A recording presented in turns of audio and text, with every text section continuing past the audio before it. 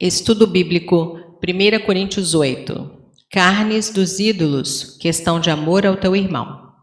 Os irmãos no primeiro século debatiam fortemente a questão de comer carne que tinha sido sacrificada aos ídolos. Uma vez que as festas dos ídolos eram ocasiões sociais importantes, a família e os amigos pressionavam os cristãos para delas participar. Todos sabiam que um servo de Deus não poderia adorar ídolos, mas assistir a um festival de ídolo era outra questão, e alguns dos coríntios acreditavam que era correto fazer isso. Paulo dedicou 3 capítulos a essa questão crucial. Ele começou mostrando como visitar templos de ídolos poderia ferir os demais discípulos e, portanto, ser contrário ao princípio de amar uns aos outros. Respondendo aos argumentos dos coríntios, capítulo 8, versos 1 a 13. Os cristãos coríntios tinham levantado a questão da idolatria que Paulo tratou nos capítulos 8 a 10 de sua epístola, mas a natureza precisa das indagações deles e é difícil de determinar. Paulo citou e refutou argumentos dos coríntios que favoreciam o comer carne dos ídolos. Sabemos que todos temos conhecimento, capítulo 8, verso 1, nova versão internacional.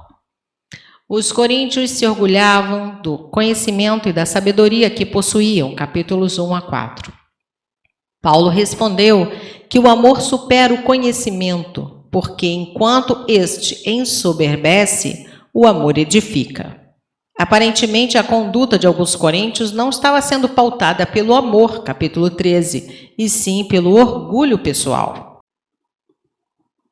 Sabemos que o ídolo não significa nada no mundo, capítulo 8, verso 4, nova versão internacional. O ponto crucial do argumento dos coríntios em favor da ingestão de alimentos sacrificados aos ídolos tinha como base a doutrina do monoteísmo. Se há um só Deus e este ensina seu povo a desprezar os ídolos, então por que a preocupação quanto aos alimentos oferecidos a estes? Paulo confirma essa lógica, mas aponta para o erro dos coríntios ao aplicá-la.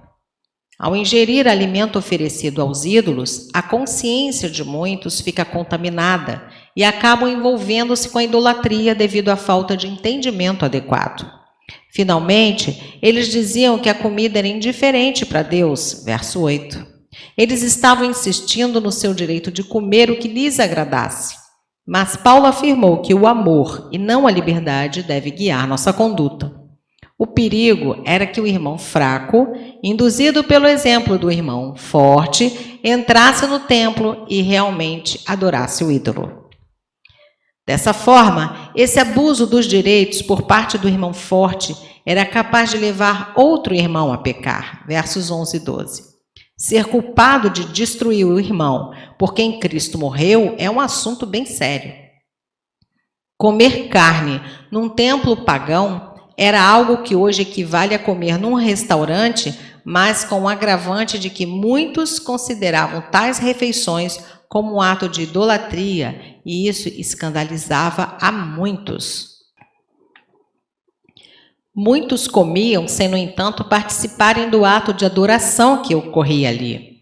Porém, quando outros cristãos com menos conhecimento sobre o assunto observavam esse comportamento, acabavam interpretando a prática como idolatria e, desse modo, eram encorajados à idolatria, achando que isso era compatível com o cristianismo.